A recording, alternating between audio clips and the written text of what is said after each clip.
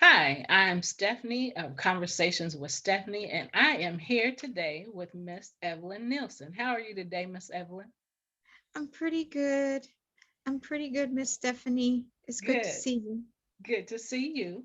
We are here today because we want to have a conversation about bullying. Yeah. Miss Evelyn is from another country. She's from Nicaragua. Mhm. And we are going to have a conversation about, like I said, about bullying. We want to talk about how it feels to come from another country to America and the experiences that she has had with bullying. Bullying is a tough subject. People don't want to talk about bullying. A lot of people don't want to admit that they bully. Some people don't want to admit that they are being bullied because of the shame and the guilt. But we are here today to talk about this subject. So, Miss Evelyn, tell us a little bit about yourself. Well, my name is Evelyn um, Nielsen. I'm married. I have three adult kids, and I came from Nicaragua, Managua, Nicaragua, which is the capital of Nicaragua. Okay. And I've been here for almost, I would say, about 38 years now. Wow. 38 years. Yes, I've been here 38 years.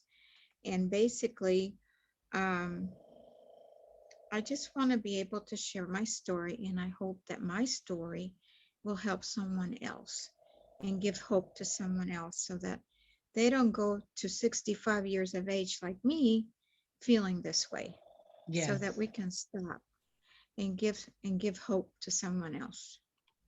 Thank you. Thank you. I appreciate you coming on the show and I appreciate you choosing to have this difficult conversation with me because, again, people don't want to talk about it, for different reasons.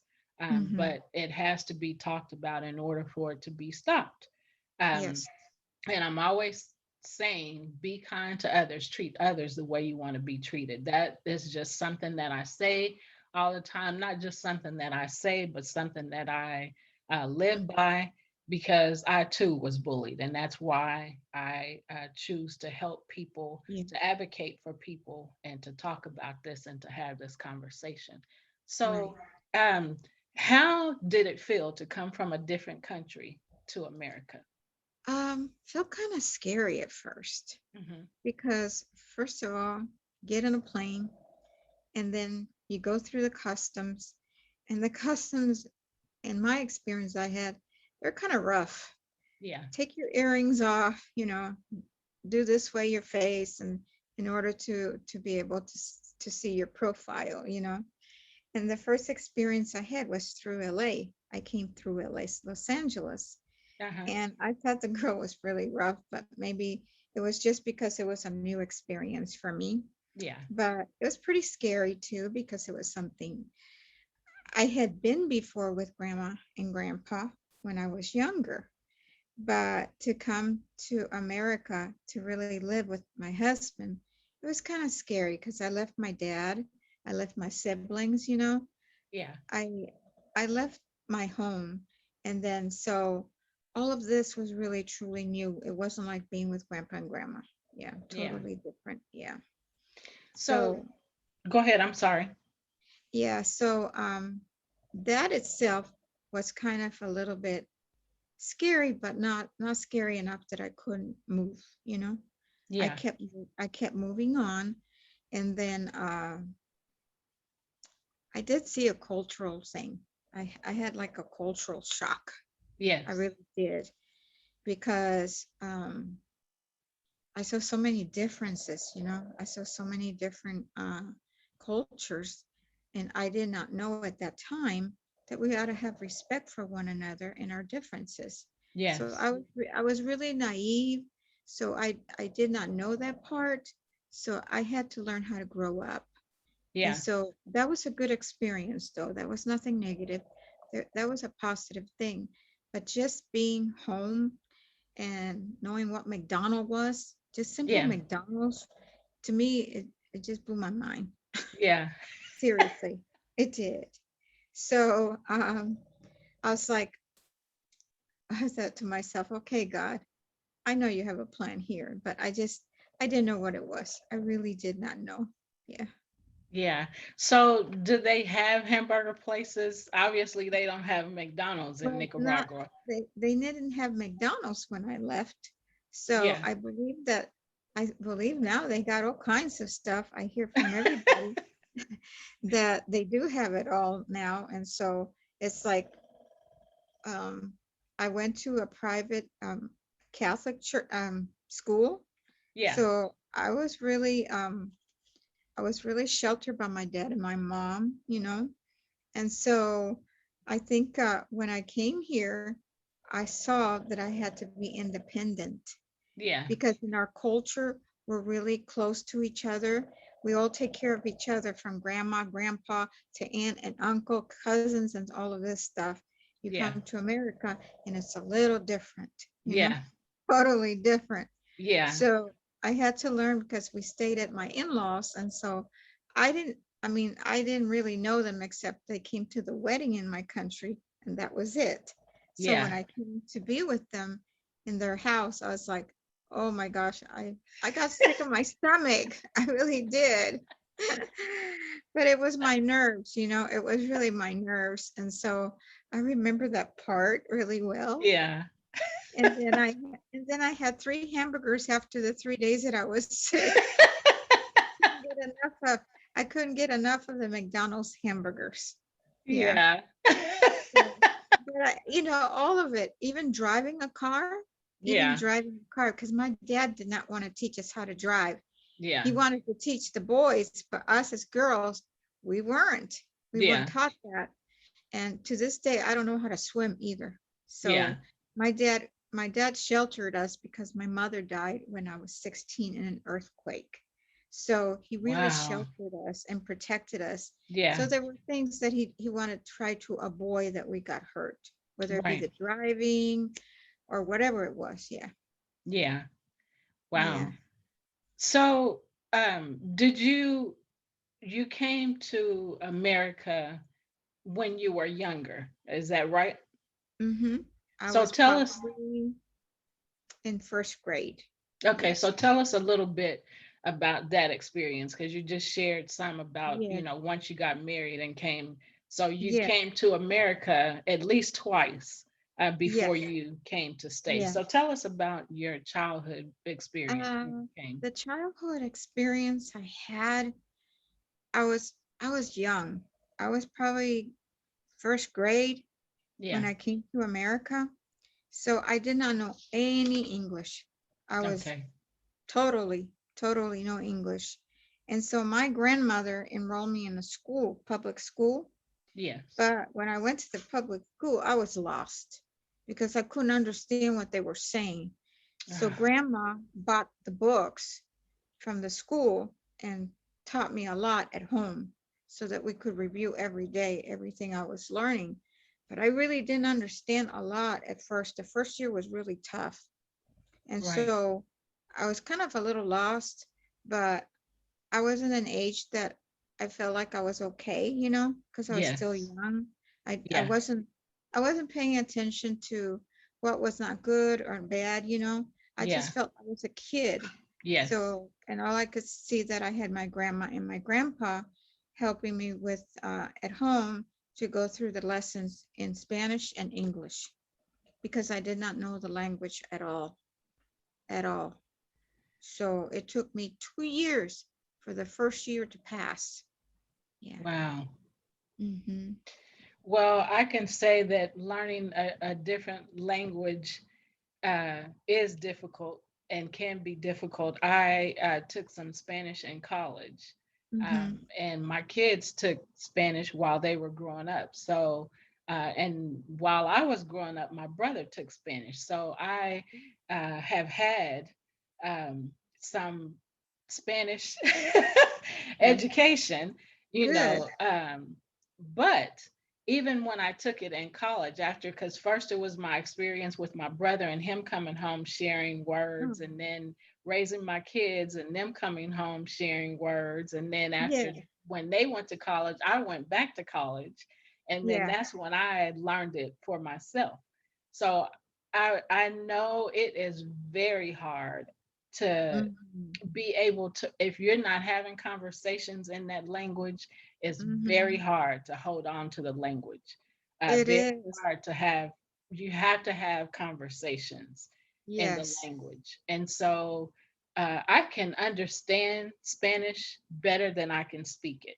So I Okay. can hear, I used to have a, when my kids were young, I had a friend that was Puerto Rican, Oh, and wow. she her family spoke Spanish. So me being around them, hearing Yes. their conversations, I knew Uh-huh. what they were talking about, but I couldn't speak the language. And so I would say, Right. I know what y'all are talking about. And then she would ask me what, and then I would tell her, she'd say, how do you know? And even today, I work with a Mhm. lot of people from a lot of different countries. And Yes. so I've started speaking some of the Spanish that I know because like I said, I Awesome. understand it better Mhm. than I can speak it. As Yes. far as having a conversation. Now I know Right.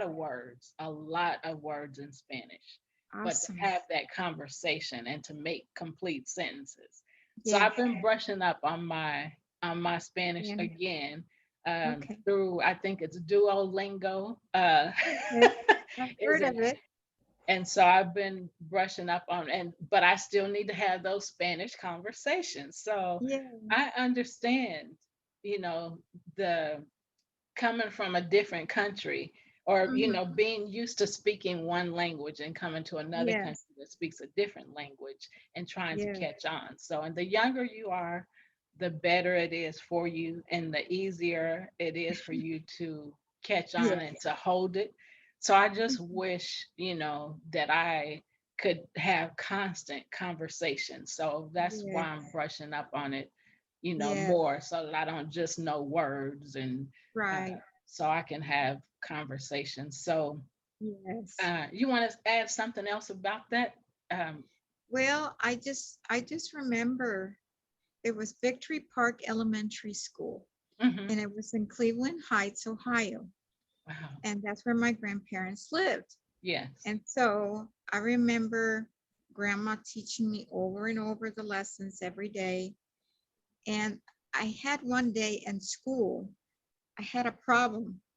This is how it was, because you're so innocent that you don't know what they're saying. But there was a boy in my classroom, and I don't know what it was, but he just kept bugging me. And Hmm. so what, I don't even know what he said. So I just got mad and kicked him. Uh-huh. I said, I don't know. He's been teasing me a lot. I said, and I just don't know it. He made me feel like he was bothering me. And Yeah. so she had to explain to me the process. First of all, there's rules to follow. So I got in trouble for that. And then she said, you don't go around doing that because you don't understand, you know? So Yeah. I had to learn the hard way. And so she kept on working with me hard and hard and hard. Oh my gosh, I think it was really not even 1 year. I think it was 2 years, to be honest with you. But she kept on going with it because she wanted me to learn the language.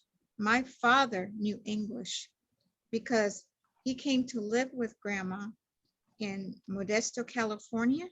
Uh-huh. So he went to school to learn, and then he went to college also too.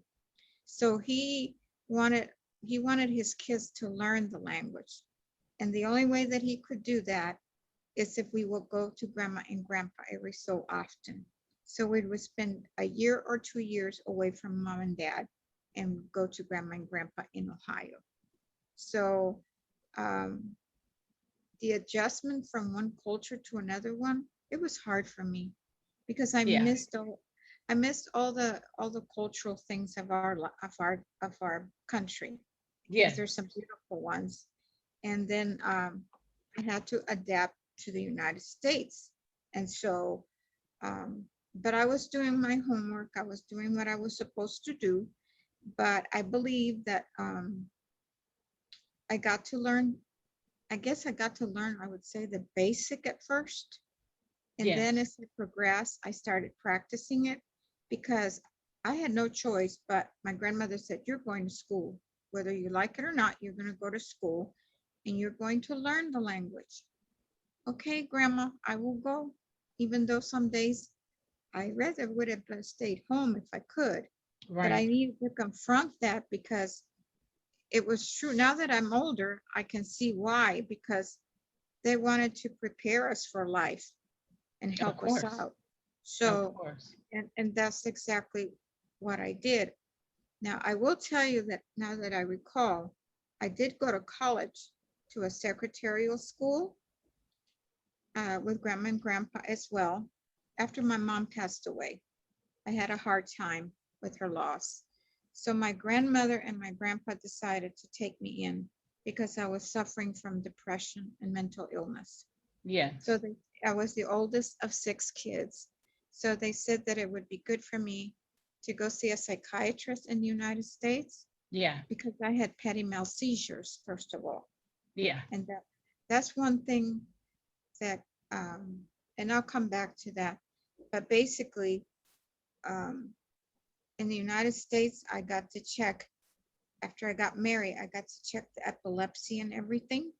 And Mm-hmm. the doctor said that I was okay now, that I was okay and I did not need the medicine anymore. So we trusted in that. And I just remember having a difficult time sometimes because I was growing up now. I was Right. growing up. My mom had died. I graduated from high school in my country. So now it was serious that I really needed to get something going. And so now it was just my dad. And so dad says, I need you to do something. And so I realized that it was serious. Um, but I just remember having just a real difficult time because it was college and I wasn't used to not even the high schools of the United States. They scared me to death because they were huge. You go from one room to the other and that kind of stuff. Well, in Nicaragua, it was just one room. You go Oh, to the yeah. the nuns were our teachers and stuff, and they were the ones that taught us in one room, the grade. So Right. we didn't have to do all of that. So that was kind of a little bit, uh, how do I say it? Intimidating. Yes. Intimidating because it was really totally different to go to school. Right. So, and I told my grandmother about that. I said, I'm not really comfortable with this because I've never been like this. Yeah. But she said, you have to push. You have to push. She said, I need you to get stronger and I need you to get better in your English. And I didn't understand why it was so important, but I know now because my dad wanted the best for us, for Of all the course. kids. Yes. Yes. And um, I wanted to come back to what was it that I said I wanted to come back to talk to you about? The mental health part of it. Yeah, the mental health part. I got affected by my mother's death, right? Yes. And one of the things that I came to the States was because of that, because my father could not handle it, and so they passed it on to grandma, and so I came to the United States, but I already I had a I had a I had been brought as a child, and then all of a sudden I would go to school to my retreats and stuff, so everything was okay. Mm-hmm. And then all of a sudden, as a child, I just started after my mother passed away. I kind of retreat, I kind of wanted to hide. I just didn't want to be Evelyn.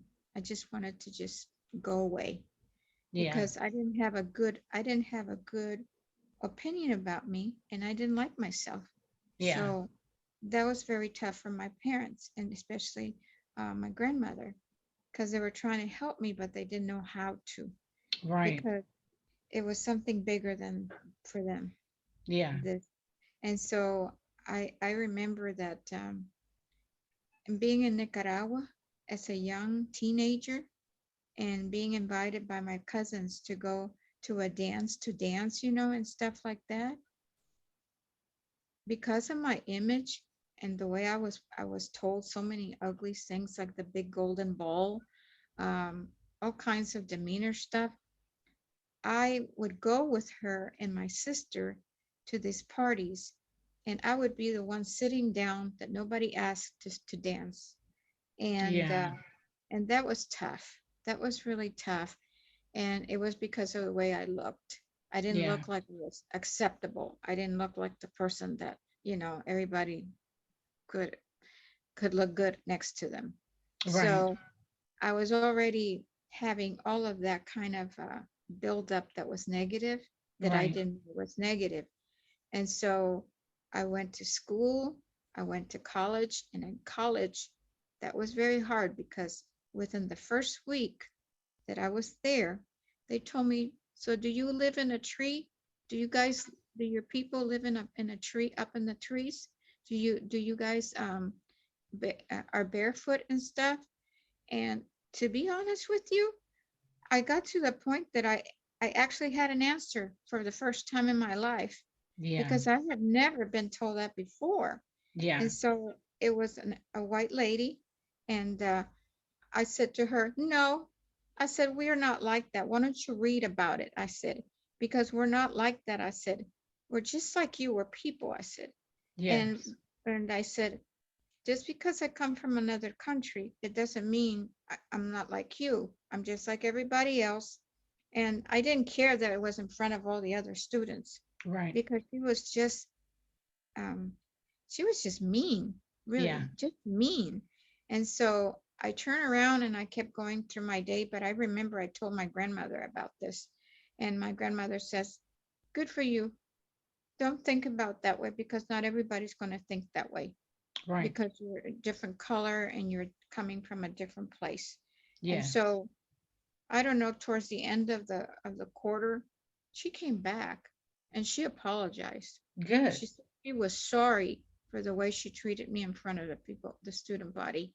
So I was thankful to God that somehow, as a little young woman, I had the gut to tell her, "No, we're not like this. Yes. And if you want to know, read about it, or I can tell you more about it later on." I said that. But it never came to that. But I just feel like she deserved it, that I Yes. talked to her like that. So I Exactly. do I do remember that. And So you were I, able to stand up, and that's a good thing. yeah,